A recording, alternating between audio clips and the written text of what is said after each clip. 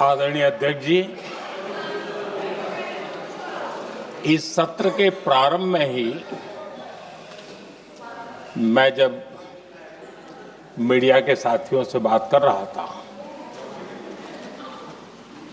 तब मैंने सभी माननीय सांसदों को अपील करते हुए एक बात का उल्लेख किया था। मैंने कहा था कि ये सत्र भारत के विजयोत्सव का सत्र है।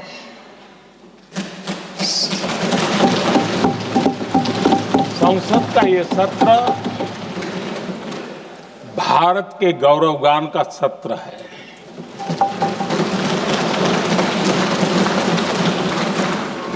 आदरणीय अध्यक्ष जी, जब मैं विजयोत्सव की बात कर रहा हूं तब मैं कहना चाहूंगा कि ये विजयोत्सव आतंकी हेडक्वार्टर्स को मिट्टी में मिलाने का है।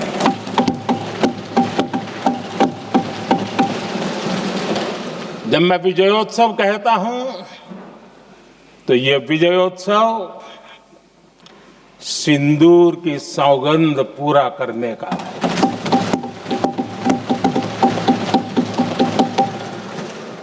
मैं जब ये विजयोत्सव कहता हूं तो ये भारत की सेना के शौर्य और सामर्थ्य का विजय गाथा कह रहा है। जब मैं विजयोत्सव कह रहा हूं तो 140 करोड़ भारतीयों की एकता, इच्छा शक्ति, उसके एक अप्रतिम जीत का विजयोत्सव की बात करता हूं। आदरणीय अध्यक्ष जी, मैं इसी विजय भाव से इस सदन में भारत का पक्ष रखने के लिए खड़ा हुआ।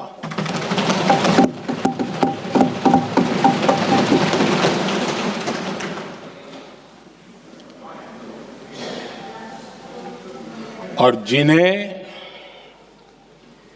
भारत का पक्ष नहीं दिखता है उन्हें मैं आईना दिखाने के लिए खड़ा हुआ।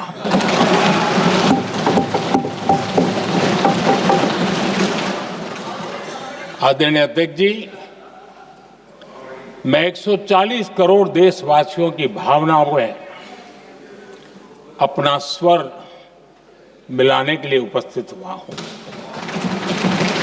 ये 140 करोड़ देशवासियों की भावना के जो गुंज है, जिस सदन में सुनाई दी है, मैं उसे अपना एक स्वर मिलाने खड़ा हुआ हूं। आदरणीय अध्यक्ष जी, ऑपरेशन सिंदूर के दरमियान जिस प्रकार से देश के लोगों ने मेरा साथ दिया, मुझे आशीर्वाद दिए, देश की जनता मुझ पर कर्ज है। मैं देशवासियों का आभार व्यक्त करता हूं। मैं देशवासियों का अभिनंदन करता हूं। आदरणीय अध्यक्ष जी, 22 अप्रैल को पहलगाम में जिस प्रकार की क्रूर घटना घटी, जिस प्रकार आतंकवादियों ने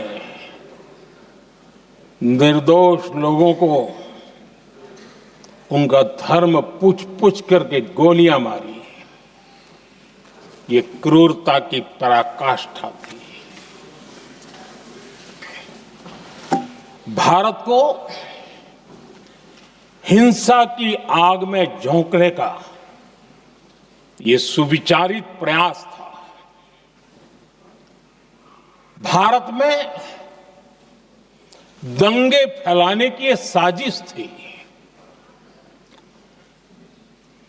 मैं आज देशवासियों का धन्यवाद करता हूं कि देश ने एकता के साथ उस साजिश को नाकाम कर दिया।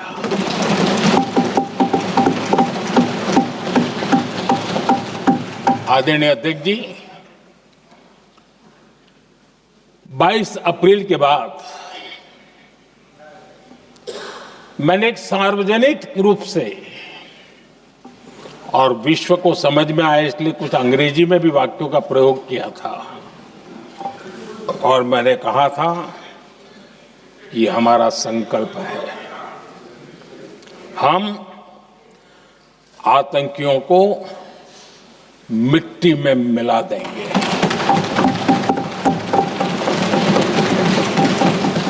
और मैंने सार्वजनिक रूप से कहा था,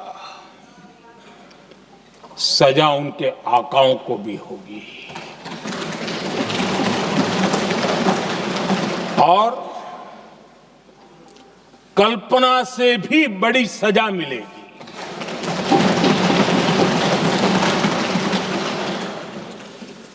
22 अप्रैल को मैं विदेश था, मैं तुरंत लौट के आया और आने के तुरंत बाद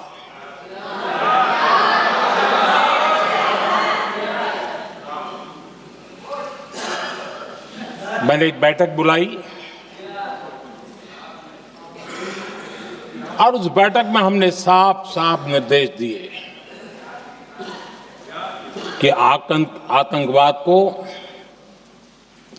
करारा जवाब देना होगा और ये हमारा राष्ट्रीय संकल्प है।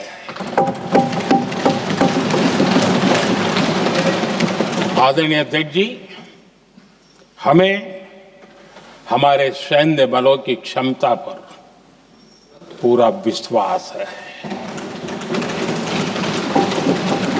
पूरा भरोसा है उनकी क्षमता पर, उनके सामर्थ्य पर, उनके साहस पर।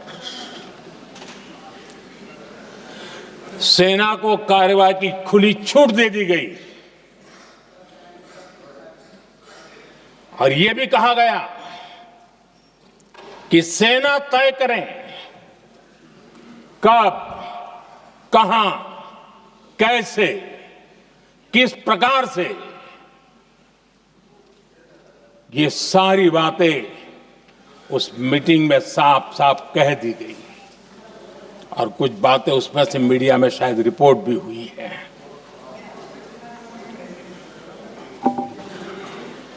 हमें गर्व है,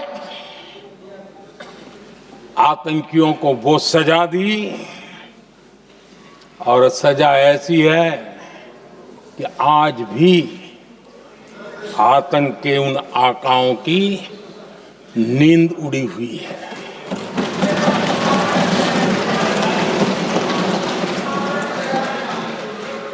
आदरणीय अध्यक्ष जी, मैं हमारी सेना की सफलता के उससे जुड़े भारत के उस पक्ष को सदन के माध्यम से देशवासियों के सामने रखना चाहता हूं। पहला पक्ष, पहलगाम हमले के बाद से ही पाकिस्तानी सेना को अंदाजा लग चुका था कि भारत कोई बड़ी कार्रवाई करेगा। उनके तरफ से न्यूक्लियर की धमकियों के भी बयान आना शुरू हो चुके थे। भारत ने 6 मई रात और 7 मई सुबह जैसा तय किया था वैसी कार्रवाई की और पाकिस्तान कुछ नहीं कर पाया। 22 मिनट में 22 अप्रैल का बदला निर्धारित लक्ष्य के साथ हमारी सेना ने ले लिया। दूसरा पक्ष, आदरणीय अध्यक्ष जी, पाकिस्तान के साथ हमारी लड़ाई तो कई बार हुई है, लेकिन ये पहली ऐसी भारत की रणनीति बनी कि जिसमें पहले जहां कभी नहीं गए थे वहां हम पहुंचे, पाकिस्तान के कोने कोने में आतंकी अड्डों को धुआं धुआं कर दिया गया।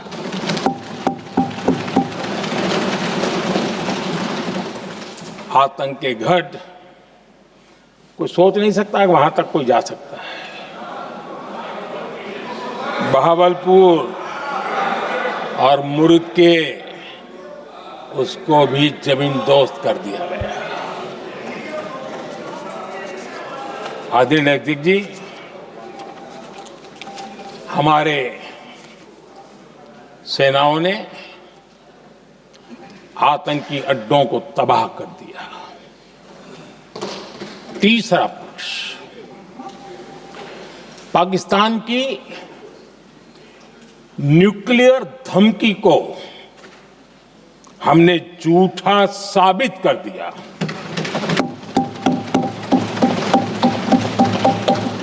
भारत ने सिद्ध कर दिया कि न्यूक्लियर ब्लैकमेलिंग अब नहीं चलेगा और न ही ये न्यूक्लियर ब्लैकमेलिंग के सामने भारत झुकेगा। आदरणीय अध्यक्ष जी, चौथा पक्ष, भारत ने दिखाई अपनी तकनीकी क्षमता। पाकिस्तान के सीने पर सटीक प्रहार किया। पाकिस्तान के एयरबेस एसेट्स को भारी नुकसान हुआ और आज तक उनके कई एयरबेस आईसीयू में पड़े हैं। आज टेक्नोलॉजी आधारित युद्ध का युग है। ऑपरेशन सिंदूर इस महारत में भी सफल सिद्ध हुआ है।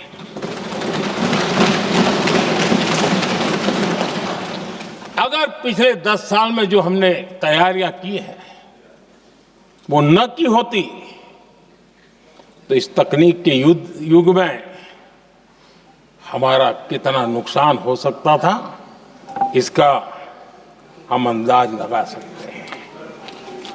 पांचवा पक्ष,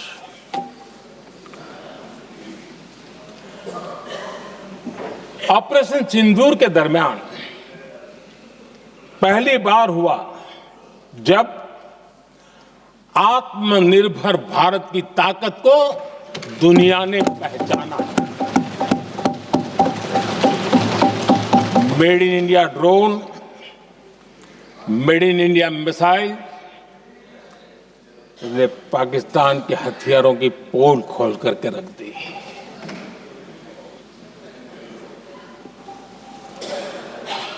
आदरणीय अध्यक्ष जी, और भी एक महत्वपूर्ण काम जो हुआ है, वैसे जब राजीव गांधी जी थे उस समय उनके जो एक डिफेंस का काम देखने वाले एमओएस थे, उन्होंने जब मैंने सीडीएस की घोषणा की तो वो बहुत प्रसन्न होकर के मुझे मिलने आए थे और बहुत बहुत प्रसन्न थे वो। इस समय ऑपरेशन में नेवी, आर्मी, एयरफोर्स तीनों सेनाओं का जॉइंट एक्शन, इसके बीच की सिनर्जी, इसने पाकिस्तान के छक्के छुड़ा दिए।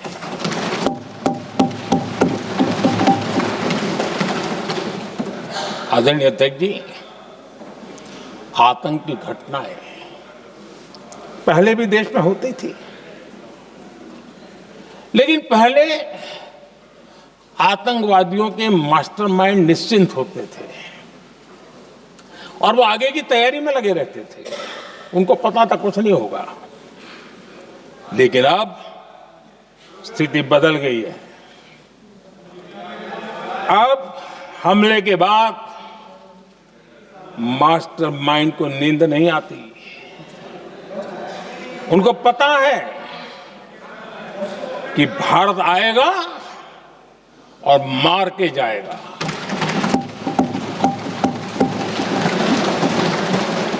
ये न्यू नॉर्मल भारत ने सेट कर दिया है।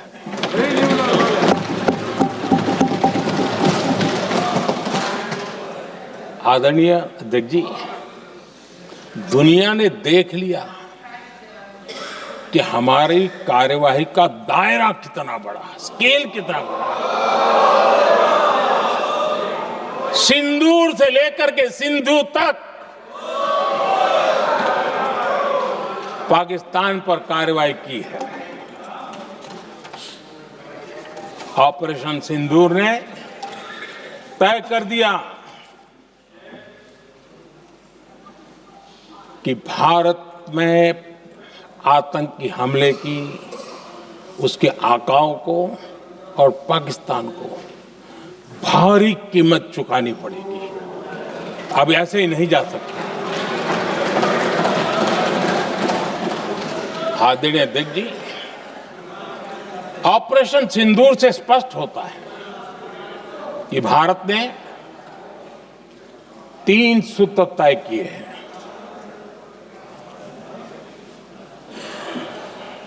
अगर भारत पर आतंकी हमला हुआ तो हम अपने तरीके से, अपनी शर्तों पर, अपने समय पर जवाब दे करके रहेंगे।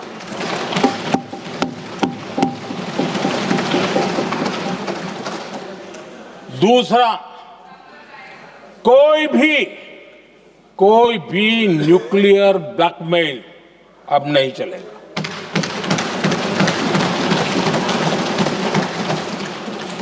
और तीसरा,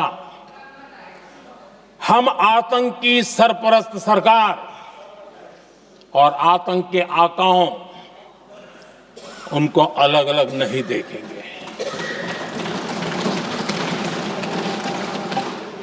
आदरणीय अध्यक्ष जी,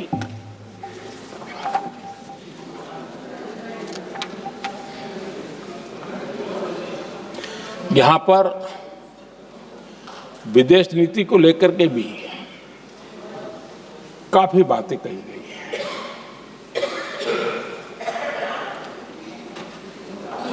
दुनिया के समर्थन को लेकर के भी काफी बातें कही गई हैं। मैं आज सदन में कुछ बातें पूरी स्पष्टता से कह रहा हूं। दुनिया में किसी भी देश ने भारत को अपनी सुरक्षा में कार्रवाई करने से रोका नहीं है।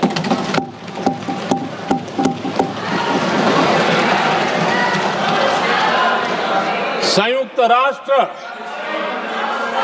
193 कंट्रीज,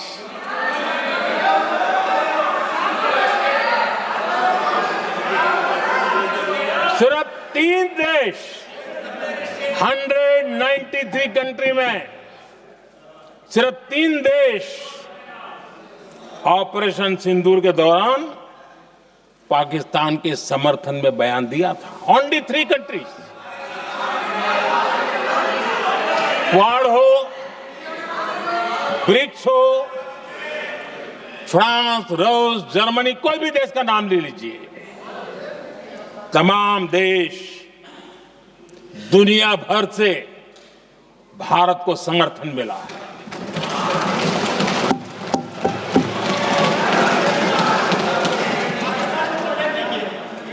आदरणीय अध्यक्ष जी, दुनिया का समर्थन तो मिला, दुनिया के देशों का समर्थन मिला, माननीय, लेकिन ये दुर्भाग्य है कि मेरे देश के वीरों के पराक्रम को कांग्रेस का समर्थन नहीं।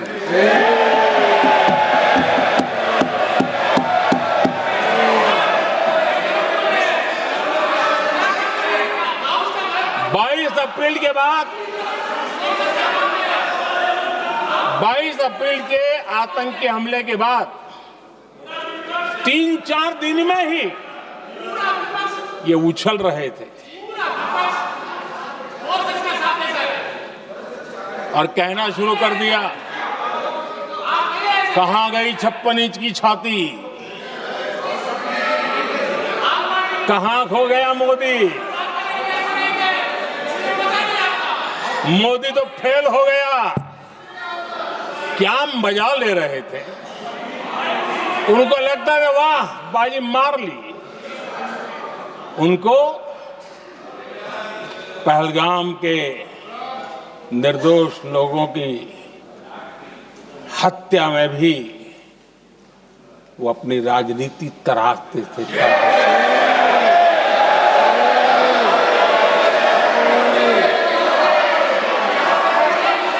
अपनी स्वार्थी राजनीति के लिए मुझ पर निशाना साध रहे थे, लेकिन उनकी ये बयानबाजी, इनका छिछोरापन देश के सुरक्षा बलों का मनोबल गिरा रहा था।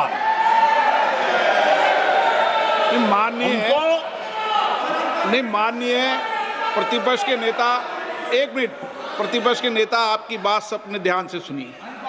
आप बेटे कांग्रेस कर रहे हैं और कुछ नेताओं को पीछे से, ये उचित नहीं है आपके लिए। न भारत के सामर्थ्य पर भरोसा है और न ही भारत की सेनाओं पर। इसलिए वो लगातार ऑपरेशन सिंदूर पर सवाल उठा रहे हैं। ऐसा करके आप लोग मीडिया में हेडलाइंस तो ले सकते हैं, लेकिन देशवासियों के दिलों में जगह नहीं बना सकते।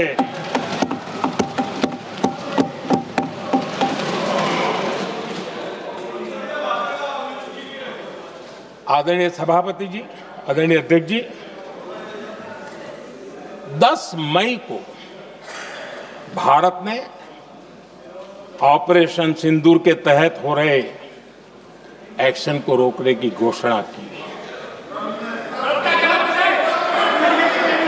इसको लेकर यहां भांति भांति की बातें कही गई। ये वही प्रोपेगेंडा है जो सीमा पार से फैलाया गया है। कुछ लोग सेना द्वारा दिए गए तथ्यों की जगह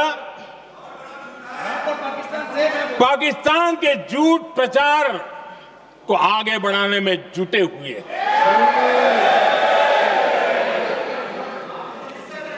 जबकि भारत का रुख हमेशा स्पष्ट रहा है। आदरणीय अध्यक्ष जी, कुछ चीजें मैं जरा स्मरण भी कराना चाहता हूं। जब सर्जिकल स्ट्राइक हुआ, उस समय हमने लक्ष्य तय किया था, हमारे जवानों को तैयार करके, कि हम उनके इलाके में जाकर के आतंकियों के जो लॉन्चिंग पैड है उनको नष्ट करेंगे। और सर्जिकल स्ट्राइक, एक रात के उस ऑपरेशन में हमारे लोग सूर्योदय होते होते काम पूरा करके वापस आए। लक्ष्य निर्धारित था कि ये करना है। जब बालाकोट एयर स्ट्राइक किया तो हमारा लक्ष्य तय था कि आतंकियों के जो ट्रेनिंग सेंटर्स है, इस बार हम उसको तबाह करेंगे, और हमने वो भी करके दिखाया। ऑपरेशन सिंदूर के समय हमारा लक्ष्य तय था और हमारा लक्ष्य था कि आतंक के जो एपी सेंटर है और पहलगाम के आतंकियों को जहां से पुरजोश योजना बनी, ट्रेनिंग मिली, व्यवस्था मिली, उस पर हमला करेंगे। हमने उनके नाभि पर हमला कर दिया।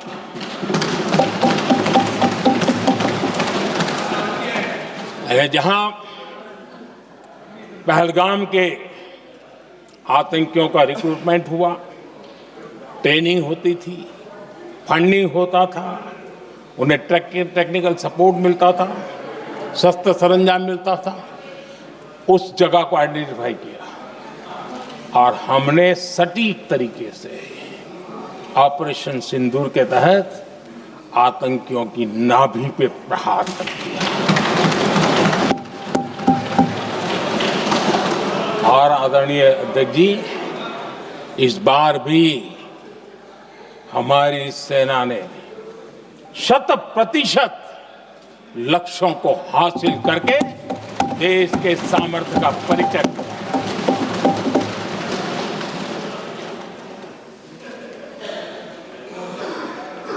कुछ लोग जानबूझ करके कुछ चीजें भूलने में इंटरेस्टेड होते हैं। देश भूलता नहीं है, देश को याद है।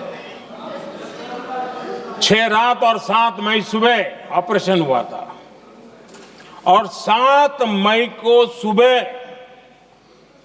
भारत ने प्रेस कॉन्फ्रेंस हमारी सेना ने की और इस प्रेस कॉन्फ्रेंस में भारत ने स्पष्ट कर दिया था और पहले दिन से क्लियर था कि हमारा लक्ष्य है आतंकियों के आका, आतंकियों की जो व्यवस्थाएं जहां से होती है वो और उनके अड्डे, उनको हम ध्वस्त करना चाहते थे और हमने प्रेस कॉन्फ्रेंस में कह दिया था, हमने हमारा काम कर दिया है, हमने जो तय किया था पूरा कर दिया है। और इसलिए 6-7 मई को ऑपरेशन हमारा संतोषजनक होने के तुरंत बाद कल जो राजनाथ जी ने कहा था, मैं डंके की चोट पर दोबारा दोहराता हूं, भारत की सेना ने पाकिस्तान की सेना को चंद मिनटों में बता दिया कि हमारा ये लक्ष्य था, हमने लक्ष्य पूरा कर दिया है, ताकि उनको पता चले और हमें भी पता चले कि उनके दिल दिमाग में क्या चलता है।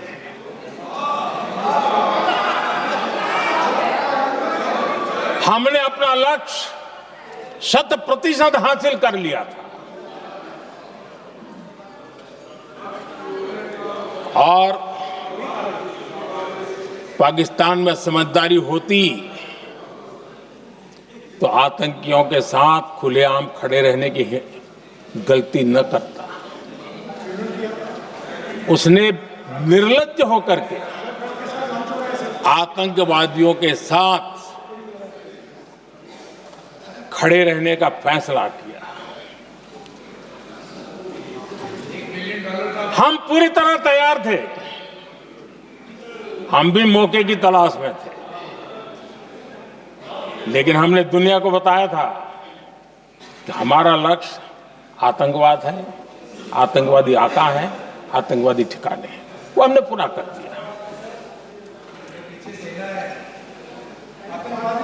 लेकिन जब पाकिस्तान ने आतंकियों की मदद में आने का फैसला किया और मैदान में उतरने की हरकत की, तो भारत की सेना ने सालों तक याद रह जाए ऐसा करारा जवाब दे करके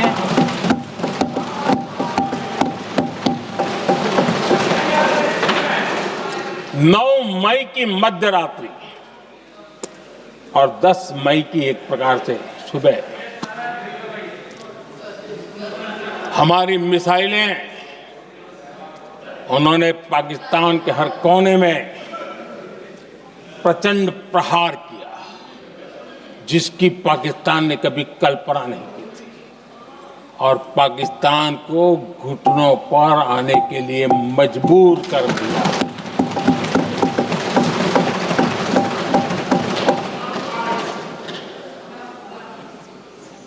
और आपने टीवी में भी देखा है, वहां से क्या बयान आते थे। पाकिस्तान के लोग, अरे मैं तो स्विमिंग पूल में नहा रहा था, कोई कह रहा था मैं तो दफ्तर जाने की तैयारी कर रहा था, हम कुछ सोचे पहले तो भारत ने तो हमला कर दिया। ये पाकिस्तान के लोगों के बयान है और देश ने देखे हैं। स्विमिंग पूल में नहा रहा था।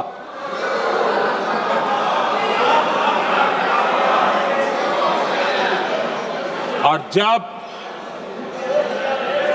इतना कड़ा प्रहार हुआ, पाकिस्तान ने कभी सोचा तक नहीं था, तब जाकर के पाकिस्तान ने फोन करके डीजीएमओ के सामने फोन करके गुहार लगाई, बस करो, बहुत मारा, अब ज्यादा मार झेलने की ताकत नहीं है, प्लीज हमला रोक दो। ये पाकिस्तान के डीजीएमओ का फोन था। और भारत ने तो पहले दिन ही कह दिया था, 7 तारीख सुबह की प्रेस देख लीजिए, कि हमने हमारा लक्ष्य पूरा कर दिया है, अगर आप कुछ करोगे तो महंगा पड़ेगा। और आप धीरे, ऐसे कैसे चलता है? प्लीज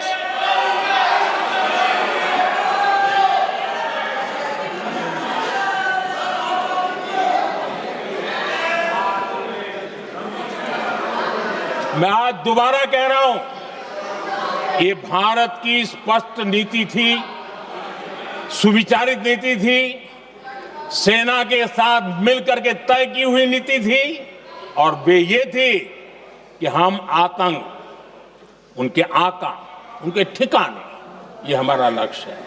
और हमने कहा, पहले दिन प्रेस कॉन्फ्रेंस में कहा है कि हमारा एक्शन नॉन एक्सीलेटरी है, ये हमने कह करके किया है।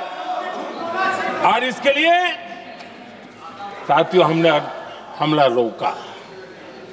अध्यक्ष जी,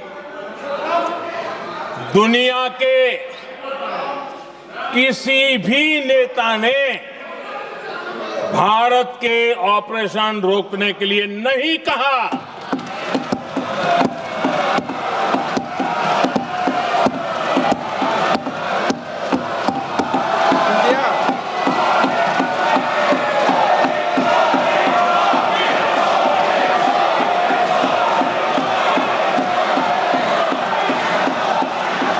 उसी दौरान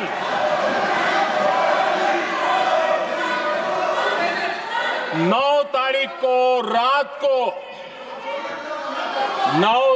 को रात को अमेरिका के उपराष्ट्रपति जी ने मुझसे बात करने का प्रयास किया।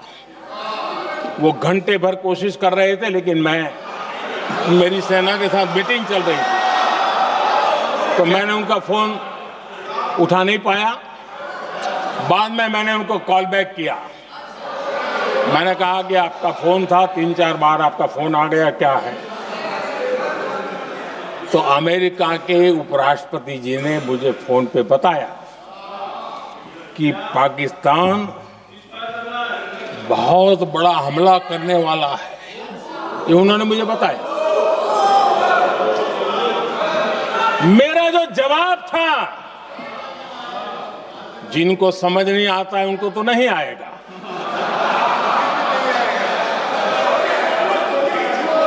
मेरा जवाब था, अगर पाकिस्तान का ये इरादा है तो उसे बहुत महंगा पड़ेगा। ये मैंने अमेरिका के उपराष्ट्रपति को कहा।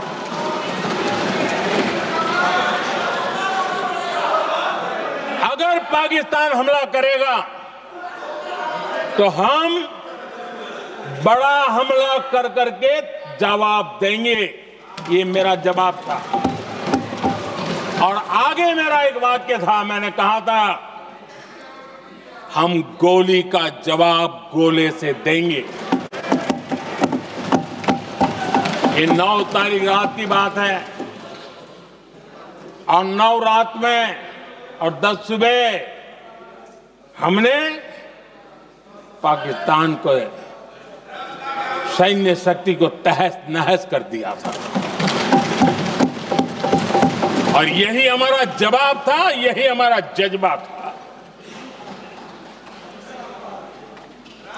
और आज पाकिस्तान भी भली भांति जान गया है कि भारत का हर जवाब पहले से ज्यादा तगड़ा होता है।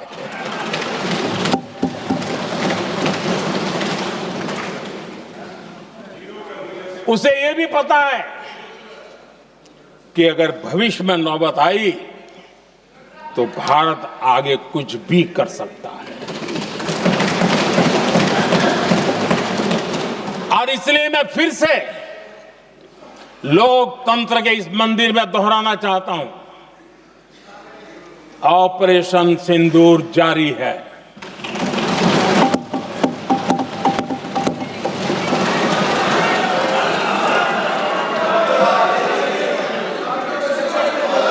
पाकिस्तान ने दुस्साहस की अगर कल्पना की तो उसे करारा जवाब दिया जाएगा।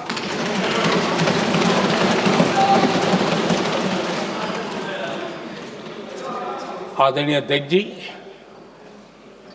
आज का भारत आत्मविश्वास से भरा हुआ है। आज का भारत आत्मनिर्भरता के मंत्र को लेकर के पूरी शक्ति के साथ तेज गति से आगे बढ़ रहा है। देश देख रहा है भारत आत्मनिर्भर बनता जा रहा है। लेकिन देश ये भी देख रहा है कि एक तरफ तो भारत आत्मनिर्भरता की ओर तेज गति से आगे बढ़ रहा है, लेकिन कांग्रेस मुद्दों के लिए पाकिस्तान पर निर्भर होती जा रही है।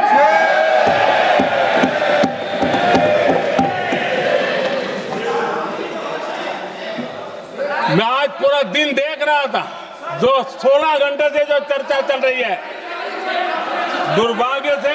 प्लीज बैठिए, सब जवाब दे दिया आपका। आप सुनते नहीं, सबका जवाब दे दिया। प्लीज दुर्भाग्य से सुनिए जवाब। कांग्रेस को पाकिस्तान के मुद्दे इंपोर्ट करने पड़ रहे हैं।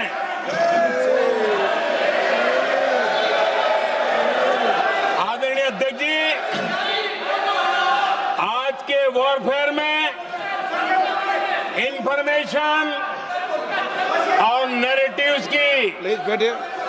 बहुत बड़ी भूमिका है।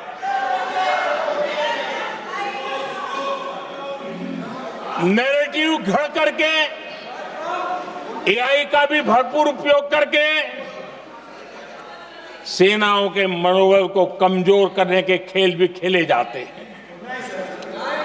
जनता के अंदर अविश्वास पैदा करने के भी भरपूर प्रयास होते हैं। दुर्भाग्य से कांग्रेस और उसके सहयोगी पाकिस्तान के ऐसे ही प्रपंच के प्रवक्ता बन चुके हैं।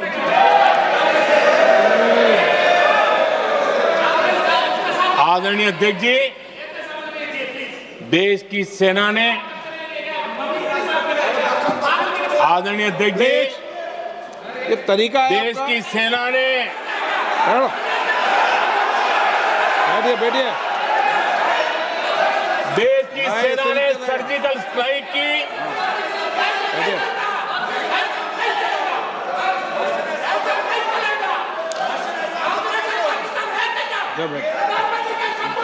बैठिए।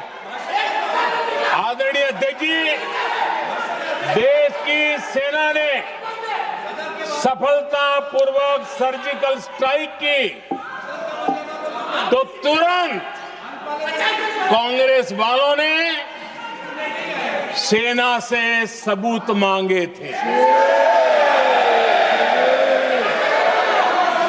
लेकिन जब उन्होंने देश का मूड देखा, देश का मिजाज देखा, तो सुर उनके बदलने लगे और बदल करके क्या कहने लगे। कांग्रेस के लोगों ने कहा ये सर्जिकल स्ट्राइक क्या बड़ी बात है, ये तो हमने भी की थी। एक ने कहा 3 सर्जिकल स्ट्राइक की थी, दूसरे ने कहा 6 सर्जिकल स्ट्राइक की थी, तीसरे ने कहा 15 सर्जिकल स्ट्राइक की थी। जितना बड़ा नेता उतना बड़ा आंकड़ा चल रहा था।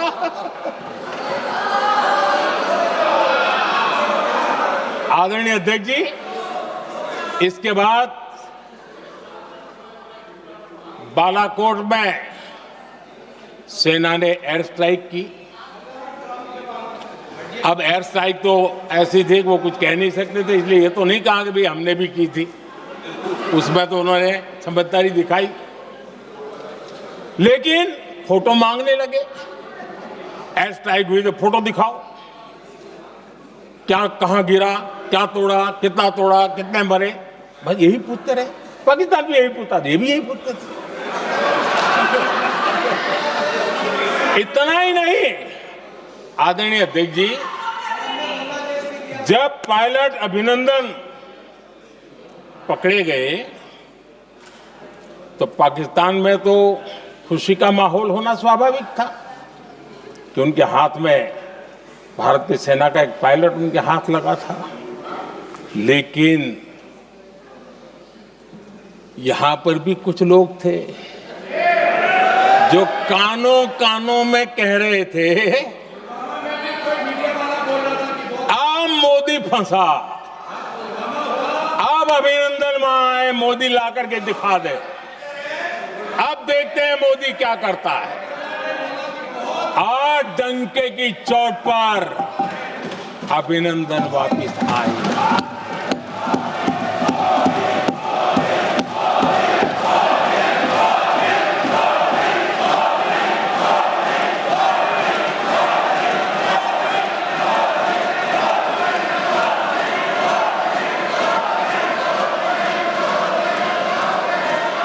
अभिनंदन को ले आए तो इनकी बोलती बंद हो गई।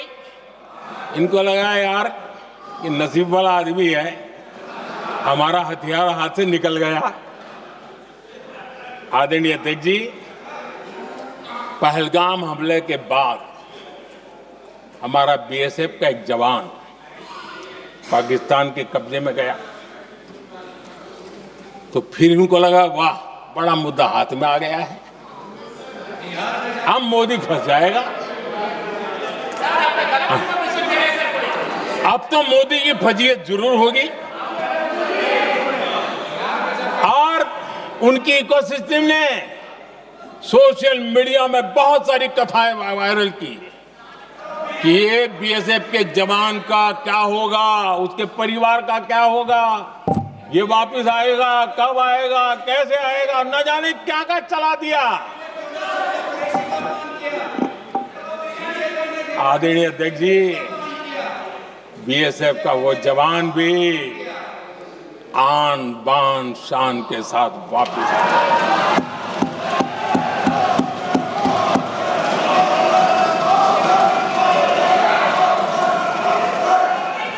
आतंकवादी रो रहे हैं, आतंकवादियों के आका रो रहे हैं और उनको रोते देखकर यहां भी कुछ लोग रो रहे हैं।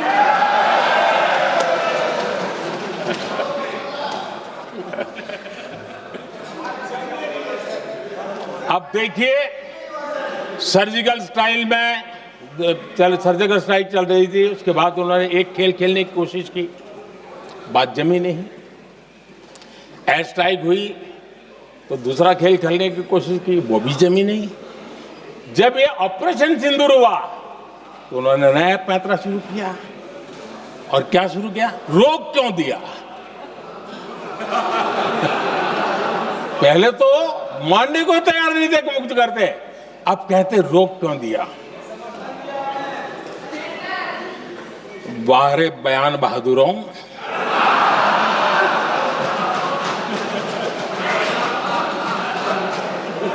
आपको विरोध का कोई न कोई बहाना चाहिए। और इसलिए सिर्फ मैं नहीं, पूरा देश आप पर हंस रहा है।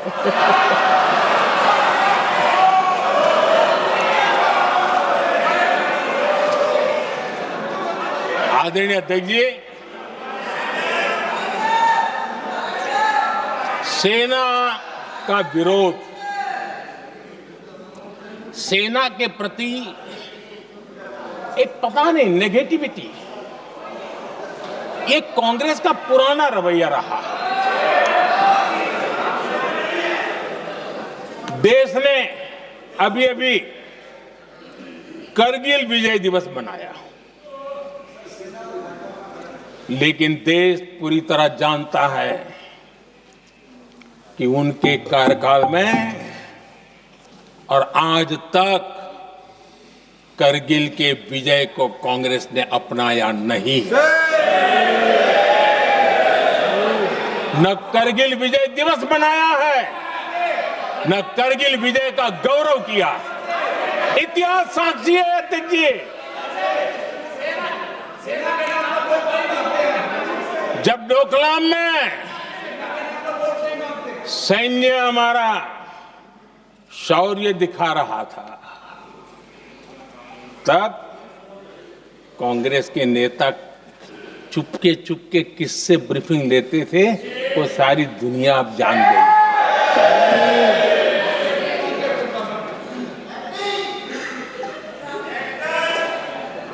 आप निकाल दीजिए पाकिस्तान के सारे बयान और यहां हमारा विरोध करने वाले लोगों के बयान, फुल स्टॉप कॉमा के साथ एक है।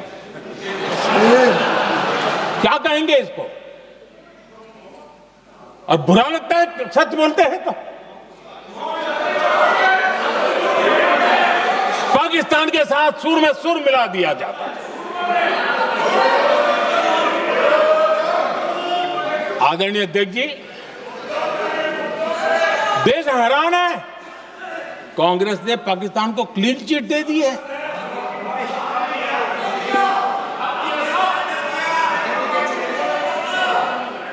उनकी ये हिम्मत, और इनकी आदत जाती नहीं है, ये हिम्मत कि पहलगाम के आतंकी पाकिस्तानी थे, इसका सबूत दो।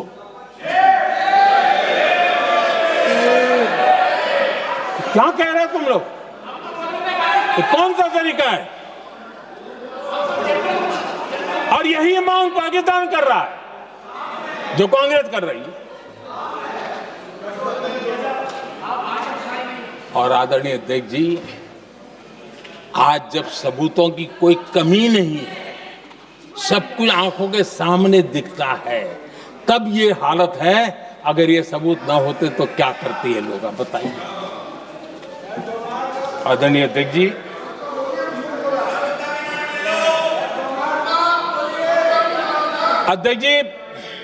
ऑपरेशन सिंदूर के एक पार्ट की तरफ तो चर्चा भी बहुत होती है, ध्यान भी जाता है, लेकिन देश के लिए कुछ गौरव की क्षणें होती हैं, ताकत के परिचय होता है, उसकी तरफ भी ध्यान जाना बहुत आकर्षित है। हमारे एयर डिफेंस सिस्टम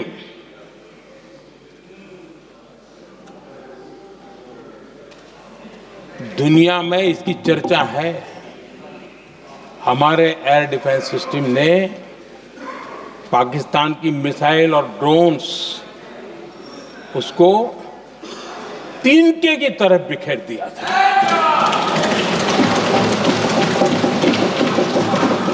आदरणीय अध्यक्ष जी, मैं एक आंकड़ा आज बताना चाहता हूं,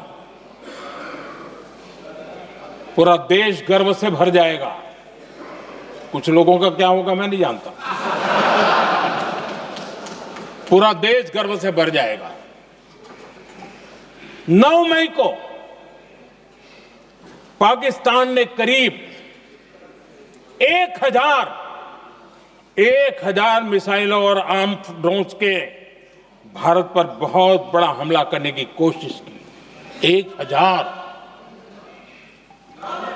ये मिसाइलें भारत के किसी भी हिस्से पर गिरती तो वहां भयंकर तबाही मचती, लेकिन 1000 मिसाइल्स और ड्रोन्स को भारत ने आसमान में ही चूर चूर कर दिया।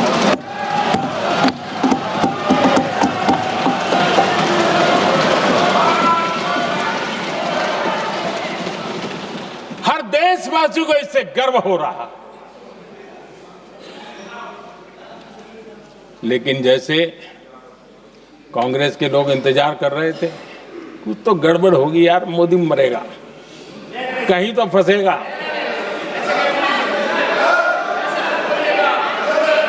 पाकिस्तान ने आदमपुर एयरबेस पर हमले का झूठ फैलाया, उस झूठ को बेचने की भरपूर कोशिश की, पूरी ताकत दी लगा दी। मैं अगले ही दिन आदमपुर पहुंचा और खुद जाकर के उनके झूठ को मैंने बेनकाब कर दिया। तब जाकर के उनको अकल ठिकाने लगी कि अब ये झूठ चलने वाला नहीं है। आदरणीय अध्यक्ष जी, जो हमारे छोटे दलों के साथी हैं, जो राजनीति में नए हैं, उनको कभी शासन में रहने का अवसर नहीं मिला, उनसे कुछ बातें निकलती मैं समझ सकता हूं। लेकिन कांग्रेस पार्टी ने इस देश में लंबे समय तक राज किया है, उसको शासन की व्यवस्थाओं का पूरा पता है, उन चीजों से वो निकले हुए लोग हैं, उनके लिए शासन व्यवस्था क्या होती है इसकी समझ पूरी है, अनुभव है उनके पास। उसके बाद भी विदेश मंत्रालय तुरंत जवाब दे, उसको स्वीकारना नहीं, विदेश मंत्री जवाब दे, इंटरव्यू दे, बार बार बोले, उसको स्वीकारना नहीं, गृह मंत्री बोले, रक्षा मंत्री बोले, किसी पर भरोसा नहीं। जिसने इतने सालों तक राज किया, उनको देश की व्यवस्थाओं पर अगर भरोसा नहीं है, तब शक उठता है कि क्या हालत हो गई है इनकी। आदरणीय अध्यक्ष जी, अब कांग्रेस का भरोसा पाकिस्तान के रिमोट कंट्रोल से बनता है और बदलता है।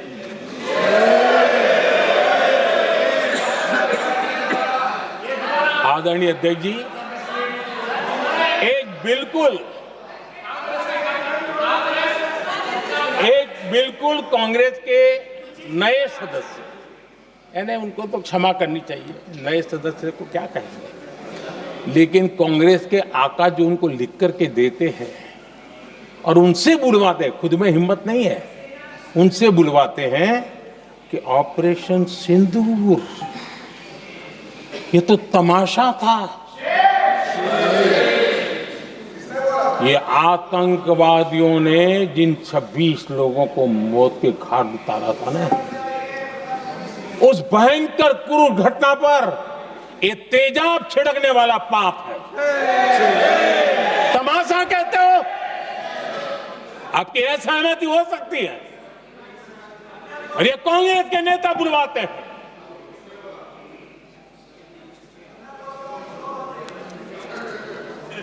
आदरणीय अध्यक्ष जी, पहलगाम के हमलावरों को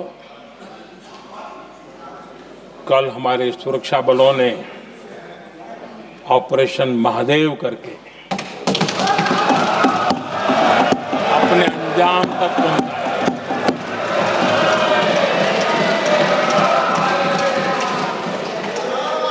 लेकिन मैं हैरान हूं कि यहां ठहाके लगा के पूछा गया कि आखिर ये कल ही क्यों हुआ।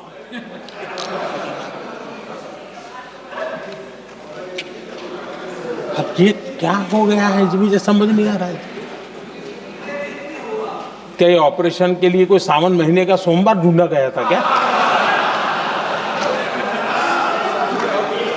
क्या हो गया है इन लोगों को? हताशा, निराशा इस हद तक।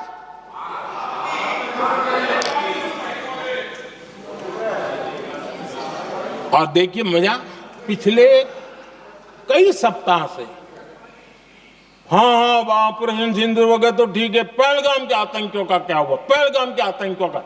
अब हुआ तो कल क्यों हुआ?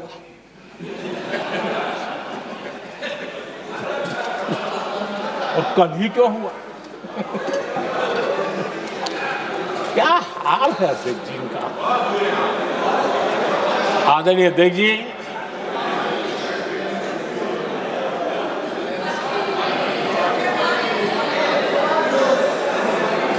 आदरणीय अध्यक्ष जी,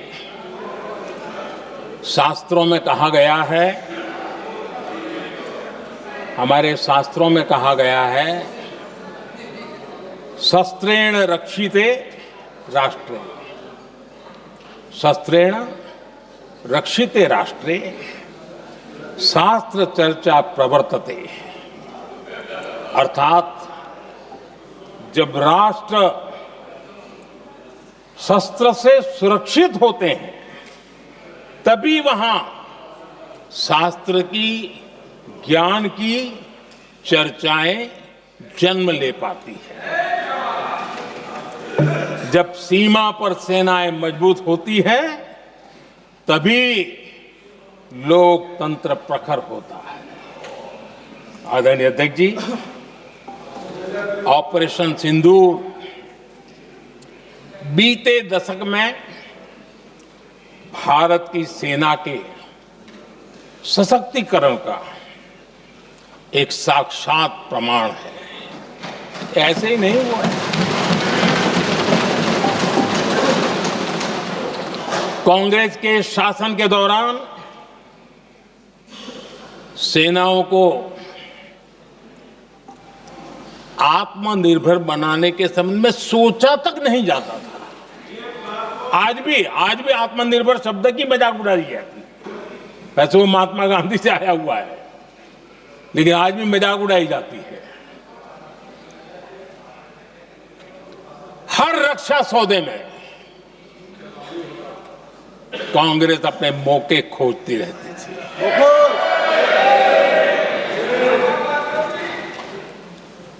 छोटे छोटे हथियारों को लिए विदेशों पर निर्भरता, ये इनका कार्यकाल रहा है। Bullet proof jacket, night vision camera तक नहीं होते थे। और लंबा लिस्ट है, जीप से शुरू होता है, बफो, हेलीकॉप्टर, हर चीज के साथ घोटाला जुड़ा हुआ है। आदरणीय अध्यक्ष जी, हमारी सेनाओं को आधुनिक हथियारों के लिए दशकों तक इंतजार करना पड़ा। आजादी के पहले, और इतिहास गवाह, एक जमाना था जब डिफेंस मैन्युफैक्चरिंग में भारत का आवाज सुनाई देती थी। जिस समय तलवारों से लड़ा जाता था ना, तब भी तलवारें भारत की श्रेष्ठ मानी जाती थी। हम डिफेंस के इक्विपमेंट में आगे थे। लेकिन आजादी के बाद जो एक मजबूत डिफेंस इक्विपमेंट मैन्युफैक्चरिंग का हमारा दायरा था, जो हमारा पूरा इकोसिस्टम था,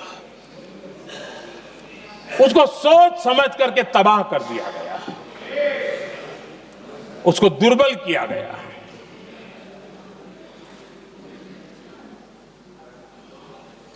रिसर्च और मैन्युफैक्चरिंग के लिए रास्ते बंद कर दिए गए। अगर इसी नीति पर हम चलते तो भारत इस 21वीं सदी में ऑपरेशन सिंदूर के संबंध में सोच भी नहीं सकता। यह हालत करके रखा हुआ था उन्होंने। भारत को सोचना पड़ता कि अगर कोई एक्शन लेना है तो शस्त्र कहां से मिलेंगे, साधन कहां से मिलेगा, बारूद कहां से मिलेगा, समय पर मिलेगा नहीं मिलेगा, बीच बचाव में रुकता नहीं जाएगा, ये टेंशन पालना पड़ता है।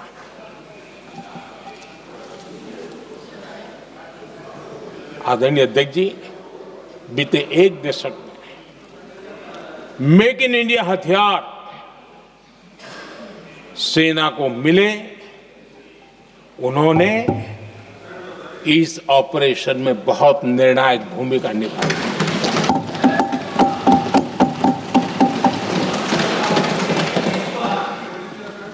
आदरणीय अध्यक्ष जी, एक दशक पहले भारत के लोगों ने संकल्प लिया, हमारा देश सशक्त, आत्मनिर्भर और आधुनिक राष्ट्र बने। रक्षा, सुरक्षा, हर क्षेत्र में बदलाव के लिए एक के बाद एक ठोस कदम उठाए गए, सीरीज ऑफ रिफॉर्म्स किए गए और देश में सेना में जो रिफॉर्म्स हुए हैं, जो आजादी के बाद पहली बार हुए। चीफ ऑफ डिफेंस स्टाफ की नियुक्ति, ये विचार कोई नया नहीं था, दुनिया में प्रयोग भी चलते हैं, भारत में निर्णय नहीं होते थे। हमने, ये बहुत बड़ा रिफॉर्म था, हमने किया और बहुत ही, मैं हमारी तीनों सेनाओं का अभिनंदन करता हूं कि इस व्यवस्था को उन्होंने दिल से सहयोग किया है, दिल से स्वीकार किया है। सबसे बड़ी ताकत जॉइंटनेस और इंटीग्रेशन की। इस समय नेवी हो, एयरफोर्स हो, आर्मी हो, ये इंटीग्रेशन और जॉइंटनेस ने हमारी ताकत को अनेक गुना बढ़ा दिया और उसका परिणाम भी हमें नजर में आया है, ये हमने करके देखा है। सरकार की जो डिफेंस प्रोडक्शन की कंपनियां थी, उसमें हमने रिफॉर्म किए। शुरुआत में वहां पर आग लगाना, आंदोलन करवाना, हड़तालें करवाने के खेल चल रहे थे, अभी भी बंद नहीं हुए हैं, लेकिन देश हित को सर्वोपरि मान करके उन डिफेंस इंडस्ट्री के हमारे जो लोग थे सरकारी व्यवस्था में, उन्होंने इसको मन से लिया, रिफॉर्म को स्वीकार किया और वो भी आज बहुत प्रोडक्टिव बन गए। इतना ही नहीं, हमने प्राइवेट सेक्टर के लिए भी डिफेंस के दरवाजे खोल दिए हैं और आज भारत का प्राइवेट सेक्टर आगे आ रहा है। आज स्टार्टअप्स डिफेंस के क्षेत्र में हमारे 27-30 साल के नौजवान, टियर 2, टियर 3 सिटी के नौजवान, कई कुछ जगह तो बेटियां स्टार्टअप का नेतृत्व कर रही है। डिफेंस के सेक्टर में सैकड़ों की तादाद में आज स्टार्टअप काम कर रहे हैं। ड्रोन्स, एक प्रकार से मैं कह सकता हूं, ड्रोन्स की जितनी भी एक्टिविटी हमारे देश में हो रही है, शायद एवरेज 30-35 की उम्र होगी जो लोग कर रहे हैं, वो सारे लोग, और सैकड़ों की तादाद में कर रहे हैं। और उसका ताकत, क्योंकि इनका भी योगदान था इसमें, जिन्होंने इस प्रकार के प्रोडक्शन किए हैं, और वो हमें ऑपरेशन सिंदूर में बहुत काम आए। मैं उन सबके प्रयासों को बहुत साधुवाद करता हूं और मैं उनको विश्वास दिलाता हूं, आगे बढ़िए, अब देश रुकने वाला नहीं है। आदरणीय अध्यक्ष जी, डिफेंस सेक्टर में मेक इन इंडिया ये नारा नहीं था, हमने इसके लिए बजट पॉलिसी में जो परिवर्तन करना था, जो नए इनिशिएटिव ले रहे थे, वो नए इनिशिएटिव लिए। और सबसे बड़ी बात, क्लियर कट विजन के साथ हमने देश में make in India defence sector के अंदर तेज गति से हम आगे बढ़ रहे हैं। आदरणीय अध्यक्ष जी, एक दशक में डिफेंस का बजट लगभग पहले से 3 गुना हुआ है। डिफेंस प्रोडक्शन में करीब करीब 250% वृद्धि हुई है, 250% वृद्धि हुई है। 11 वर्षों में डिफेंस एक्सपोर्ट 30 गुना से भी ज्यादा बढ़ा है, 30 गुना से ज्यादा। डिफेंस एक्सपोर्ट आज दुनिया के करीब 100 देशों तक हम पहुंचे। और आदरणीय अध्यक्ष जी, कुछ चीजें ऐसी होती हैं जो इतिहास में बहुत बड़ा प्रभाव छोड़ती हैं। ऑपरेशन सिंदूर ने डिफेंस का जो मार्केट है उसमें भारत का झंडा गाड़ दिया है। भारत के हथियारों की डिमांड आज बढ़ती चली जा रही है, मांग बढ़ रही है। ये भारत में उद्योगों को भी बल देगी, एमएसएमई को बल देगी, हमारे नौजवानों को रोजगार देगी और हमारे नौजवान अपनी बनाई चीजों से दुनिया में अपनी ताकत का प्रदर्शन कर पाएंगे। ये आज दिख रहा है, मैं देख रहा हूं। डिफेंस के क्षेत्र में जो आत्मनिर्भर भारत की दिशा में हम जो कदम उठा रहे हैं, मैं हैरान हूं। कुछ लोगों को आज भी तकलीफ हो रही है, जैसे उनका खजाना लूट गया। ये कौन सी मानसिकता है? देश को ऐसे लोगों को पहचानना होगा। आदरणीय अध्यक्ष जी, मैं स्पष्ट करना चाहता हूं, डिफेंस में भारत का आत्मनिर्भर होना ये आज की शस्त्रों की स्पर्धा में के काल में विश्व शांति के लिए भी जरूरी है।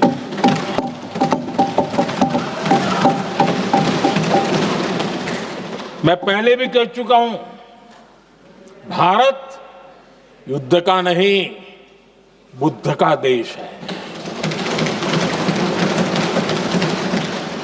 हम समृद्धि, शांति चाहते हैं, लेकिन हम ये कभी न भूले कि समृद्धि का और शांति का रास्ता शक्ति से ही गुजरता है।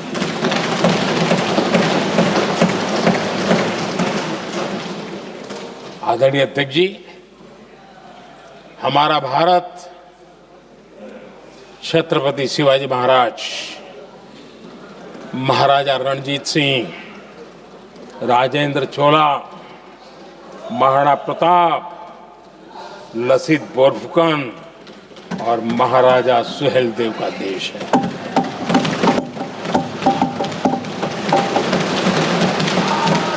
आदरणीय अध्यक्ष जी, हम विकास और शांति के लिए सामरिक सामर्थ्य पर भी फोकस करते हैं। आदरणीय अध्यक्ष जी,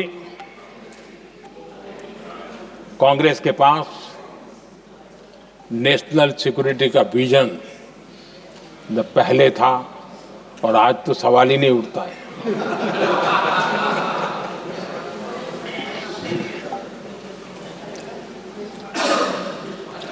कांग्रेस ने हमेशा नेशनल सिक्योरिटी पर समझौता किया। आज जो लोग पूछ रहे हैं पीओके को वापस क्यों नहीं लिया, वैसे ये सवाल मुझे ही पूछ सकते हैं और किसको पूछ सकते हैं।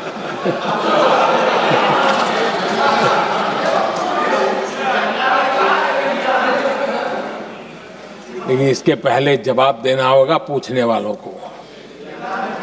किसकी सरकार ने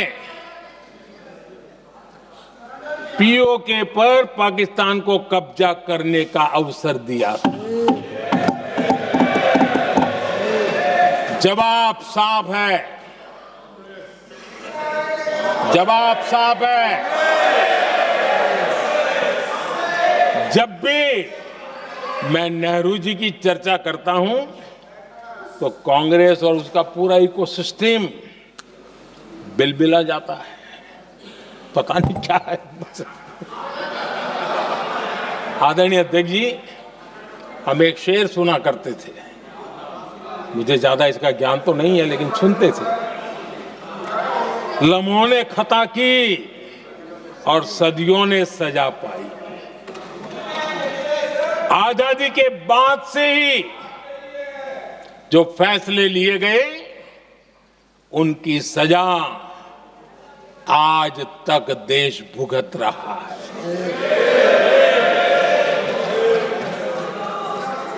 यहां बार बार एक बात का जिक्र हुआ और मैं फिर से करना चाहूंगा। अक्साई चीन की उस पूरे क्षेत्र को बंजर जमीन करार दिया गया, ये कह करके तो बंजर है। देश की 38,000 वर्ग किलोमीटर जमीन हमें खोनी पड़ी।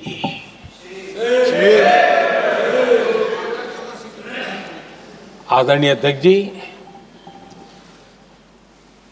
मैं जानता हूं मेरी कुछ बातें चुभने वाली है। 1962 और 1963 के बीच कांग्रेस के नेता जम्मू कश्मीर के पूंछ, उरी, नीलम वैली और किशनगंगा को छोड़ देने का प्रस्ताव रख रहे थे। भारत की भूमि, आदरणीय अध्यक्ष जी, और वो भी लाइन ऑफ पीस के नाम पर किया जा रहा था। 1966 रण ऑफ कच्छ पर इन्हीं लोगों ने मध्यस्थता स्वीकार की। ये था उनका राष्ट्रीय सुरक्षा का विजन।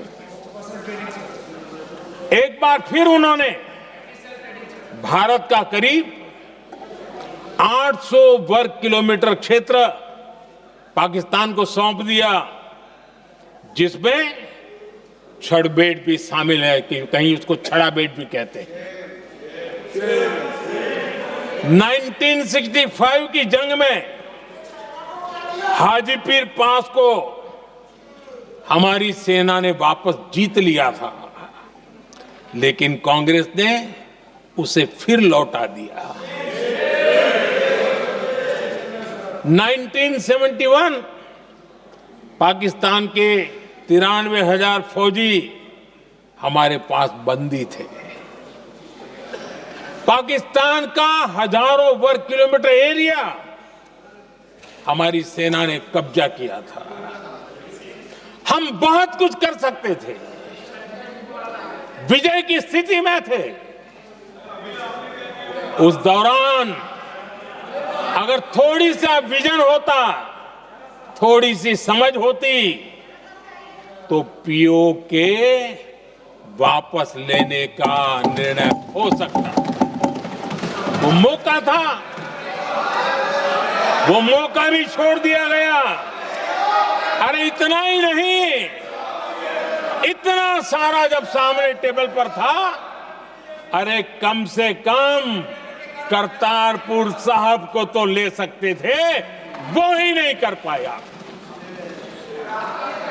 1974 श्रीलंका को कच्चथीवू द्वीप को गिफ्ट कर दिया गया। आज तक हमारे मछुआरे भाई बहनों को इससे परेशानी होती है, उनकी जान पर आफत आती है। क्या गुनाह था तमिलनाडु के मेरे फिशरमैन भाई बहनों का? आपने उनका हक छीन लिया और दूसरों को गिफ्ट कर दिया। कांग्रेस का दशकों से इरादा लेकर चल रही थी कि सियाचिन से सेना हटा दी जाए।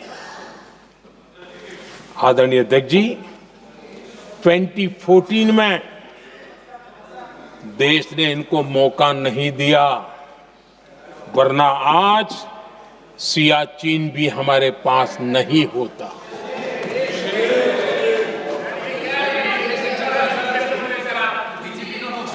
आदरणीय अध्यक्ष जी, आजकल कांग्रेस के जो लोग हमें डिप्लोमेसी का पाठ पढ़ा रहे हैं,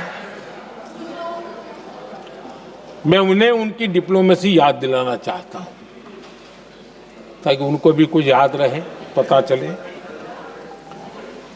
26/11 जैसे भयंकर हमले के बाद बहुत बड़ा आतंकी हमला था। कांग्रेस का पाकिस्तान से प्रेम नहीं रुका। इतनी बड़ी घटना 26/11 की हुई थी। विदेशी दबाव में हमले के कुछ हफ्तों के भीतर ही कांग्रेस सरकार ने पाकिस्तान से बातचीत शुरू कर दी। आदरणीय अध्यक्ष जी, कांग्रेस सरकार ने 26/11 की इतनी बड़ी घटना के बाद भी एक भी डिप्लोमेट को भारत से बाहर निकालने की हिम्मत नहीं की। छोड़ो इधर, एक वीजा तक कैंसिल नहीं किया, एक वीजा तक कैंसिल नहीं कर पाए थे। देश पर पाकिस्तानी स्पॉन्सर बड़े बड़े हमले होते गए, लेकिन यूपीए सरकार ने पाकिस्तान को मोस्ट फेवर्ड नेशन का दर्जा देकर रखा था। वो कभी वापस नहीं लिया था। एक तरफ देश मुंबई के हमले का ये न्याय मांग रहा था, दूसरी तरफ कांग्रेस पाकिस्तान के साथ व्यापार करने में लगी थी।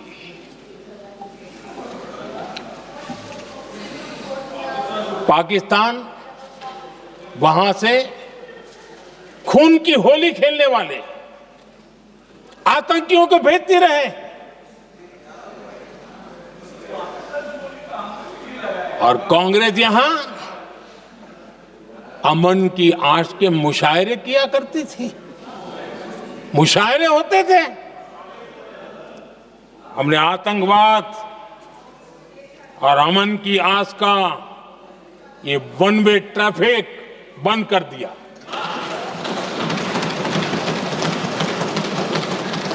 हमने पाकिस्तान का MFN का दर्जा रद्द किया, वीजा बंद किया।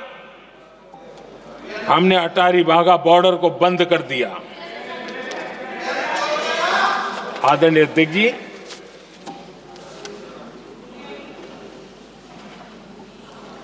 भारत के हितों को गिरवी रख देना ये कांग्रेस की पार्टी की पुरानी आदत है। इसका सबसे बड़ा उदाहरण सिंधु जल समझौता है। सिंधु जल समझौता किसने किया? नेहरू जी ने किया। और मामला किससे जुड़ा था? भारत से निकलने वाली नदियां, हमारे यहां से निकली हुई नदियां, उसका वो पानी था। और वो नदियां हजारों साल से भारत की सांस्कृतिक विरासत रही है, भारत की चैतन्य शक्ति रही है। भारत को सुजलाम सुफलाम बनाने में उन नदियों का बहुत बड़ा योगदान रहा है।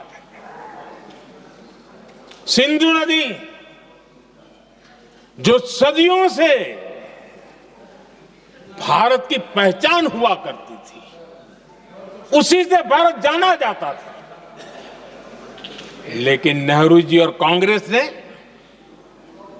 सिंधु और झेलम जैसी नदियों पर विवाद के लिए पंचायत किसको दी? वर्ल्ड बैंक को दी। वर्ल्ड बैंक फैसला करे क्या कर रहा है। नदी हमारी, पानी हमारा।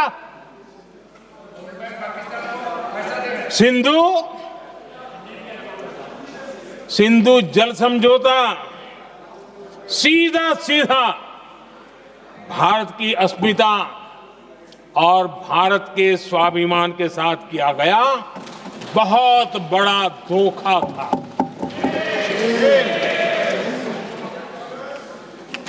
आदरणीय अध्यक्ष जी, आज के देश के युवा ये बात सुनते होंगे तो उनको भी आश्चर्य होगा कि ऐसे लोग थे हमारे देश का काम करते थे। नेहरू जी ने इस ट्रीटी करी और क्या किया? ये जो पानी था, जो नदियां थी, जो भारत से निकल रही थी, उन्होंने 80% पानी पाकिस्तान को देने के लिए वो राजी हो गए।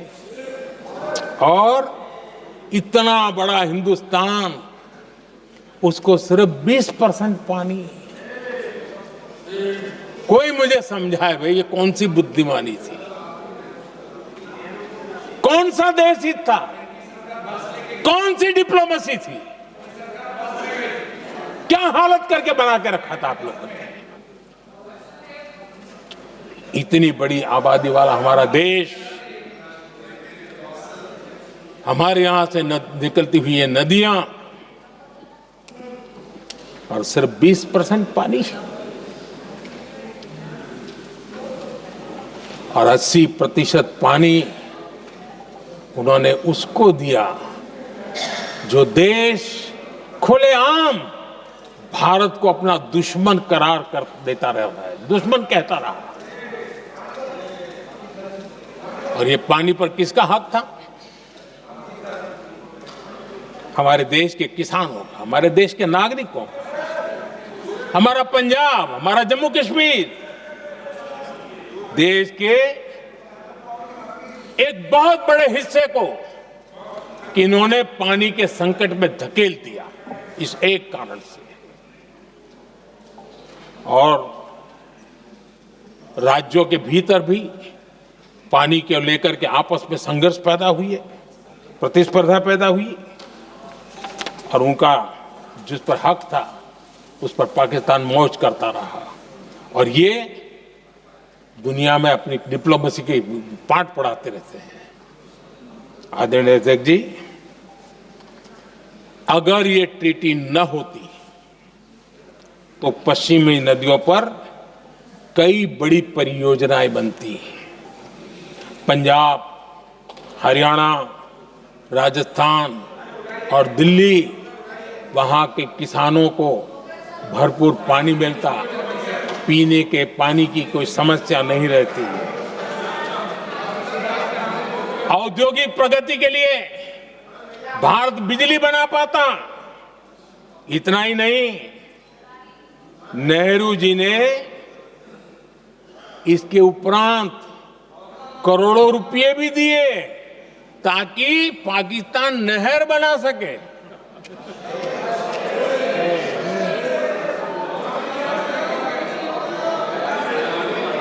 आदरणीय अध्यक्ष जी, इससे भी बड़ी बात, देश चौंक जाएगा।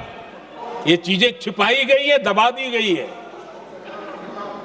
कहीं भी बांध बनता है तो उसमें एक मैकेनिज्म होता है उसकी सफाई का, डीसिल्टिंग का।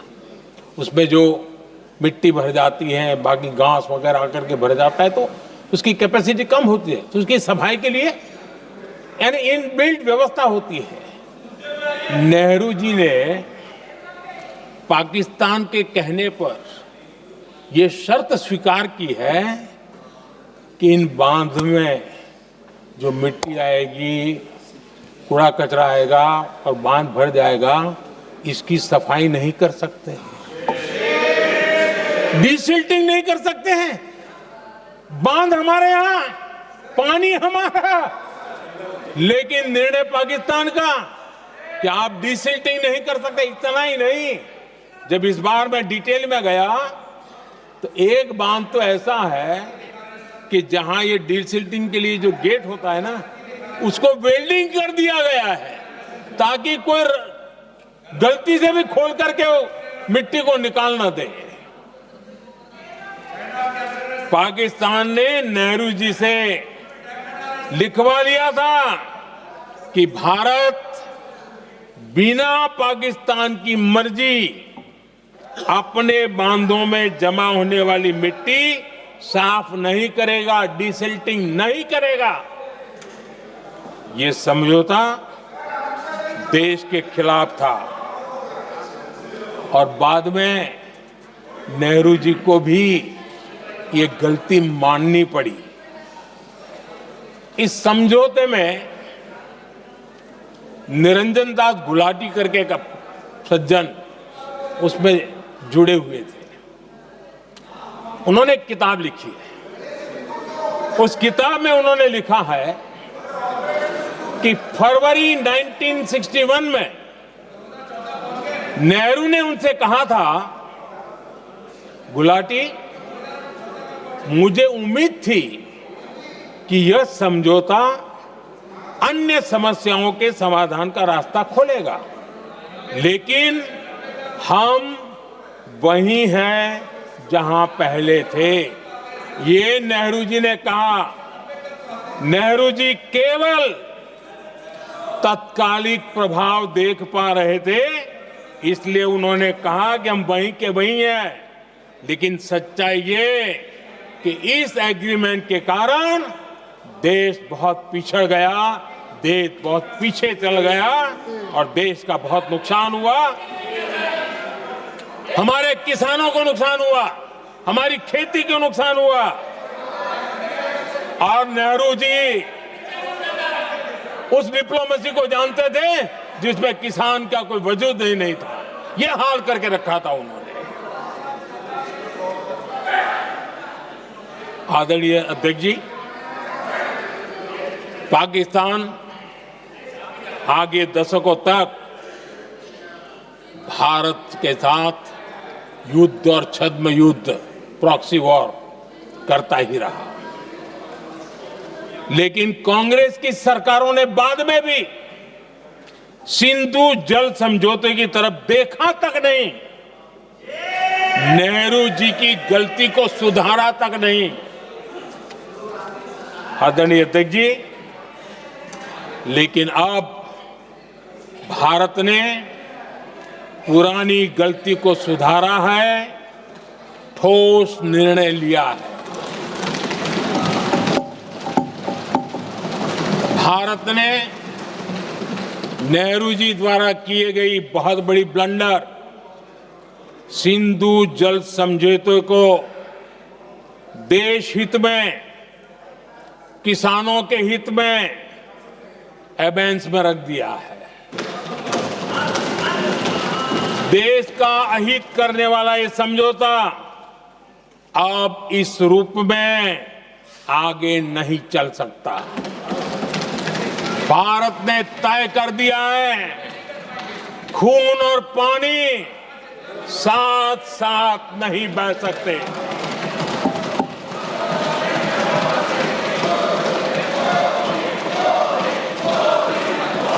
माननीय सदस्य, आप बहुत देर हो गई, आप उपनेता हैं, ये तरीका आप बैठे बैठे टोकते हैं, प्लीज, ये शोभा नहीं देता आपके लिए। बैठिए बैठिए बैठिए आदरणीय, बैठिए, शोभा नहीं देता आपका। अध्यक्ष जी, आप उपनेता, अपनी मर्यादा बना के रखें। चलिए बैठिए। वहां बैठे साथी आतंकवाद पर लंबी लंबी बातें करते हैं। जब ये सत्ता में था, जुड़े हुए हैं,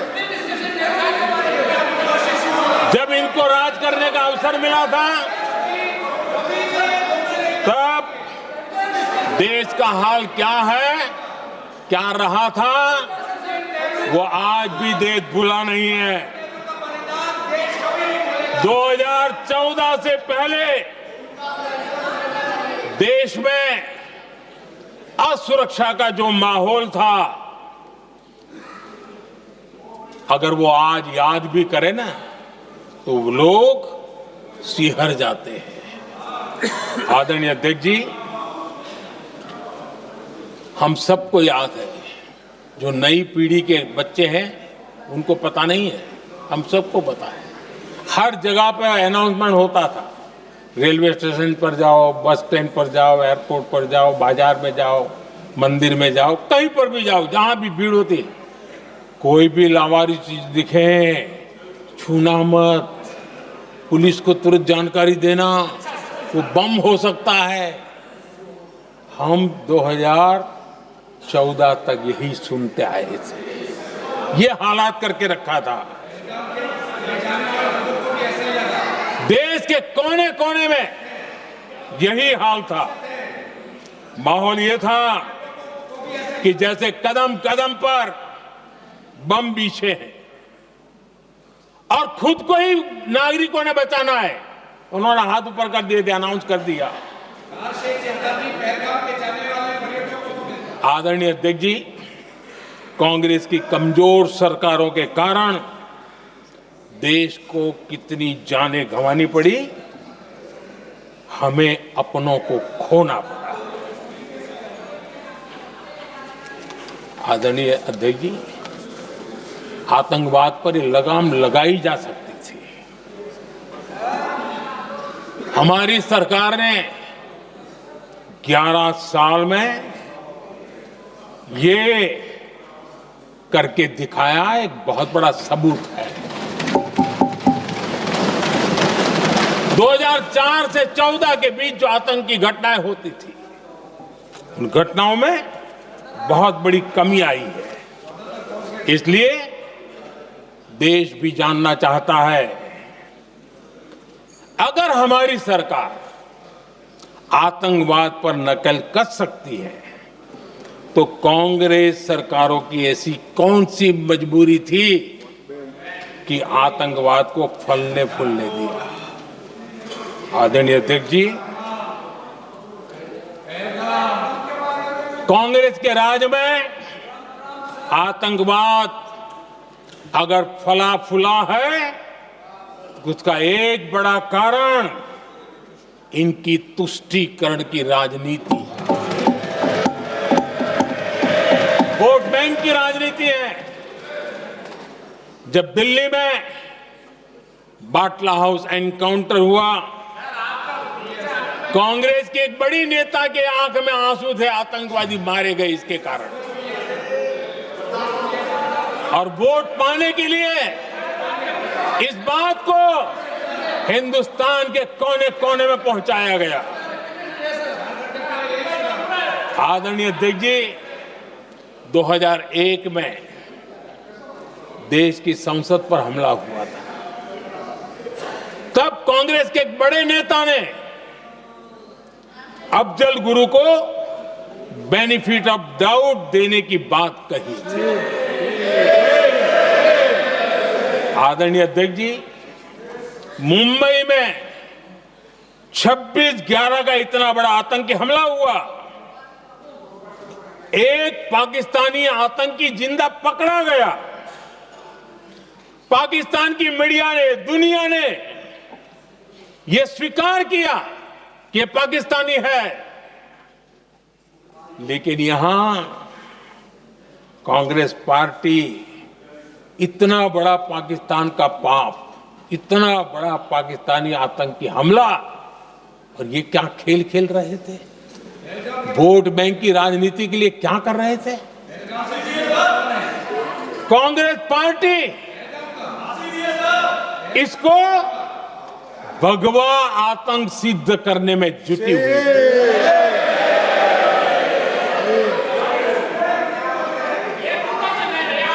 कांग्रेस दुनिया को हिंदू आतंकवाद की छड़ी बेचने में लगी हुई थी।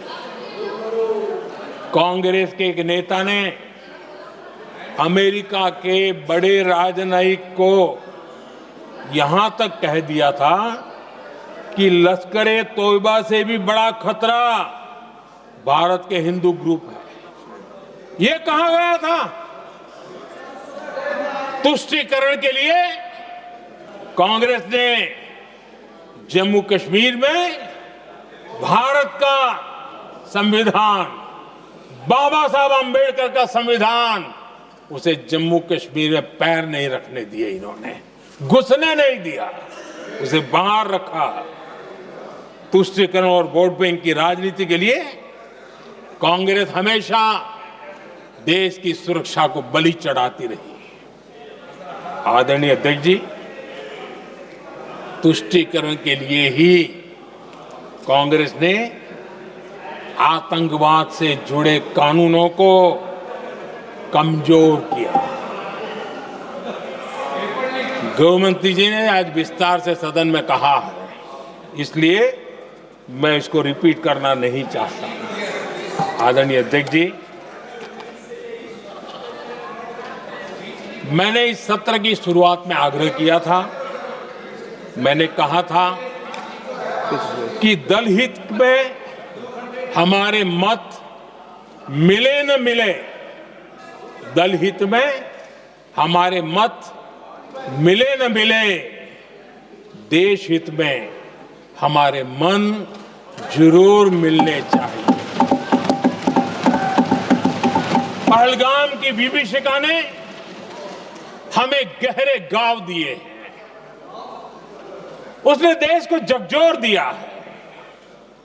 इसके जवाब में हमने ऑपरेशन सिंदूर किया तो सेनाओं के पराक्रम ने, हमारे आत्मनिर्भर अभियान ने देश में एक सिंदूर स्पिरिट पैदा किया है।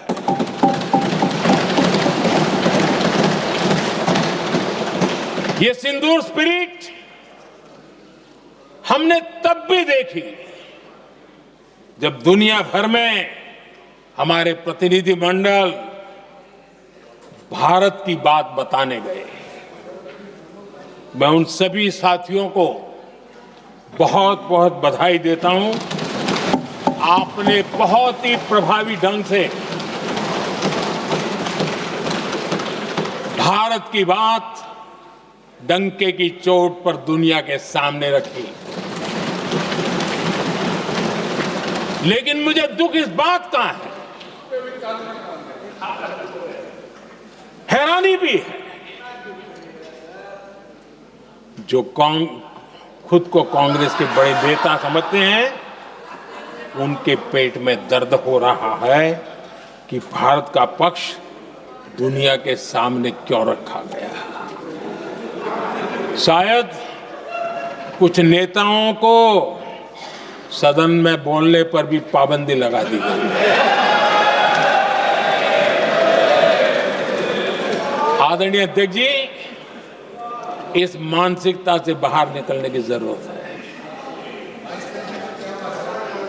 कुछ पंक्तियां मेरे मन में आती हैं, मैं अपने भाव व्यक्त करना चाहता हूं। आदरणीय अध्यक्ष जी, करो चर्चा और इतनी करो, करो चर्चा और इतनी करो कि दुश्मन दहशत से दहल उठे, दुश्मन दहशत से दहल उठे। रहे ध्यान बस इतना ही, रहे ध्यान बस इतना ही, मान सिंदूर और सेना का प्रश्नों में भी अटल रहे। हमला मां भारती पर हुआ अगर, तो प्रचंड प्रहार करना होगा। दुश्मन जहां भी बैठा हो, हमें भारत के लिए ही जीना होगा। मेरा कांग्रेस के साथियों से आग्रह है कि एक परिवार के दबाव में पाकिस्तान को क्लीन चिट देना बंद कर दें। जो देश की विजय की क्षण है, कांग्रेस उसे देश के उपहास का क्षण न बनाए। कांग्रेस अपनी गलती सुधारे। मैं आज सदन में फिर स्पष्ट करना चाहता हूं, अब भारत आतंक की नर्सरी में ही आतंकियों को मिट्टी में मिलाएगा।